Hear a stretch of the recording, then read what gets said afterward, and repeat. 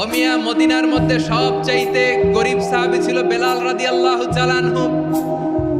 ওনার entire asset, সম্পদের পরিমাণ কতদূর জানেন? একটা লুঙ্গি। বেলাল রাদিয়াল্লাহু তাআলা আনহু, ওনার টোটাল ওয়েলথের এস্টিমেশন হচ্ছে মাত্র একটা লুঙ্গি। একটা লুঙ্গি, টোটাল ওয়েলথ এস্টিমেশন, টোটাল সম্পদের পরিমাণ বেলাল রাদিয়াল্লাহু তাআলা আনহুর কি ছিল? কথা বোঝে নাই বোধহয়। কি ছিল? ওই বেলাল রাদিয়াল্লাহু তাআলা আনহুকে বিষ্ণু ইসলাম বলেছেন, আনফিক ইয়া বেলাল, ও বেলাল তুমিও দাও। ওয়ালা তাখশা মিন যিল আরশি ইখলালা, আরশের অধিপতির তো কোনো ঘাটতি নাই, তুমি দিলে ওই আল্লাহ তোমারে বাড়ায় দিবে।